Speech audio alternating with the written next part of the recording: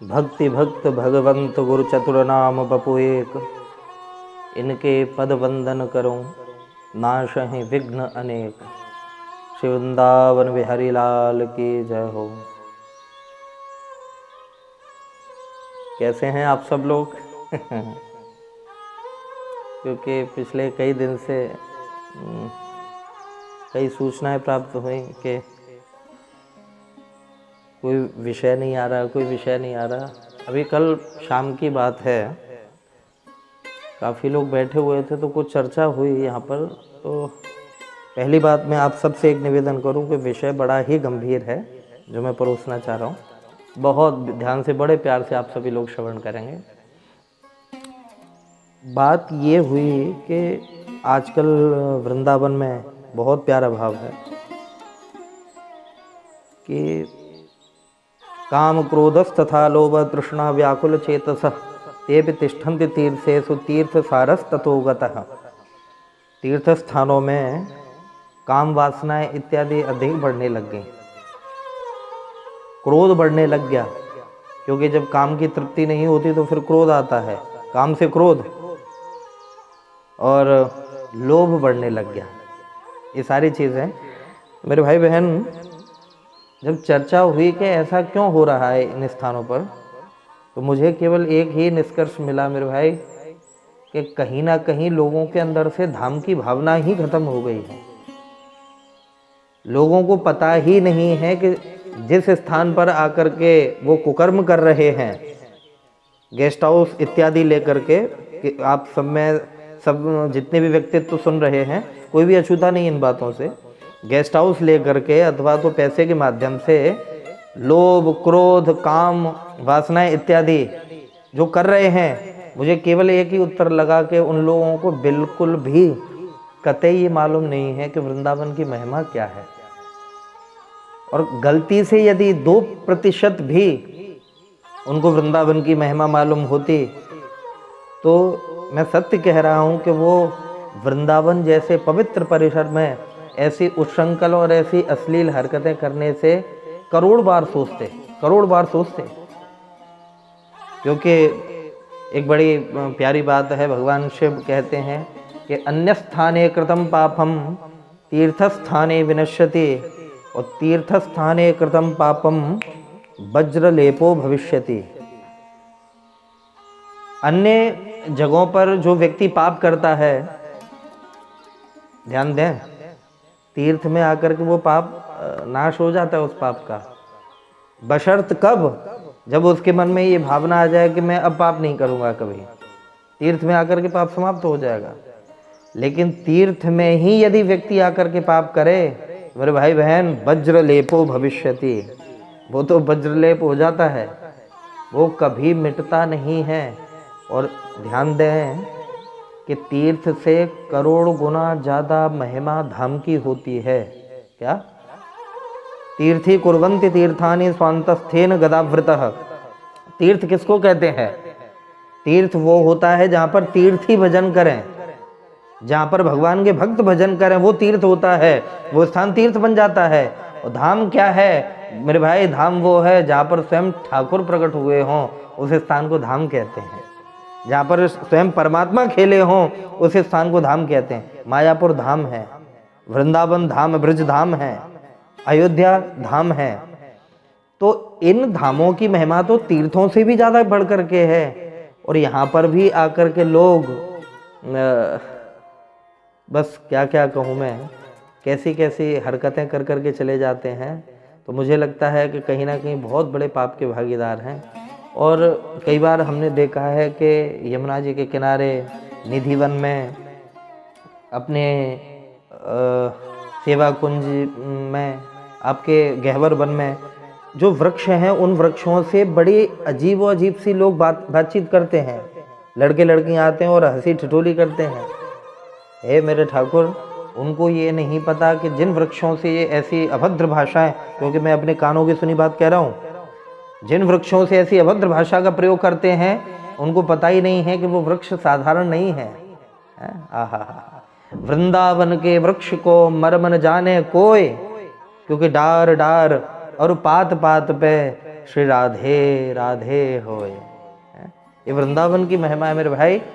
आपको ये प्यारे बच्चे सुन रहे हैं यहाँ पर बैठे हुए, मैं आपको एक बहुत प्यारी बात सुनाऊं। लला,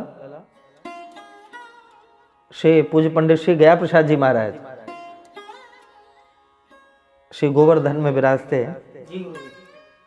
तो एक बड़ी विशेष बात कि ये उस समय की घटना है कि जब गिरिराज जी की परिक्रमा का चौड़ीकरण हो रहा था।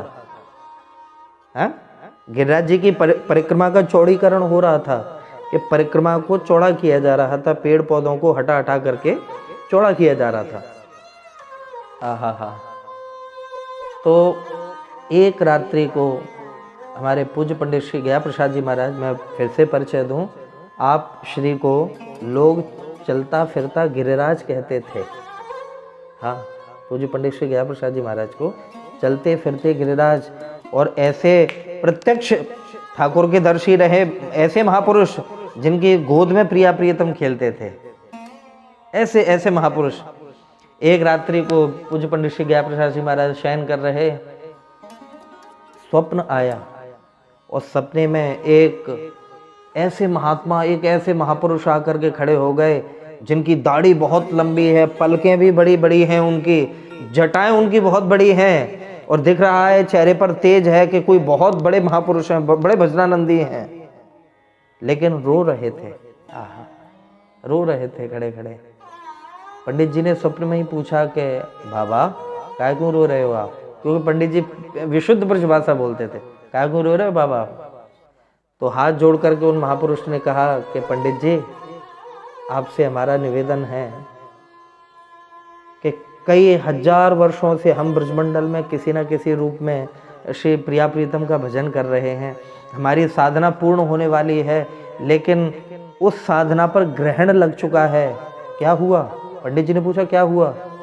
कि गिरिराज जी की परिक्रमा का जो चौड़ीकरण हो रहा है, उस चौड़ीकरण में बीच में कल मेरा ही नंबर है। मैं वृक्ष के रूप में साधना कर रहा हूँ, वृक्ष के रूप में भजन कर रहा हूँ। अगर आपने कुछ नहीं किया तो मेरी साधना अधूरी रह जाएगी, कल वो वृक्ष कटेगा। अगर आपने कुछ नहीं किया तो साधना अधूरी रह जाएगी। ये जैसे ही सुना, अंतर्धान हो गया वो विग्रह। पंडित जी महाराज उठ खड़े हुए कि हे भगवान, श्री गिरिराज जी में ऐसे ऐसे महापुरुष भजन कर रहे हैं वृक्ष के रूप में। बोले मैं सवेरे जल्दी जाऊंगो और जल्दी जाया करके उन सबन को समझाऊंगो। क्योंकि पंडित जी तो सिद्ध पहुंचे महापुरुष थे, उनके हर व्यक्ति बात मानता था। हा। सवेरा जब हुआ, पूज्य पंडित श्री गया प्रसाद जी महाराज संध्या वंदन इत्यादि से निवृत्त होकर के जैसे ही वहाँ पर पहुँचे और लोगों से कहा कि अरे भैया, ये वृक्षन को छेदन काय को कर रहे हो? ये पेड़ काय को काट रहे हो? तुम्हें पता है कि ये कितने बड़े संत हैं? ये चर्चा कर रहे थे, क्योंकि पंडित जी की बात तो सब कोई मानता था।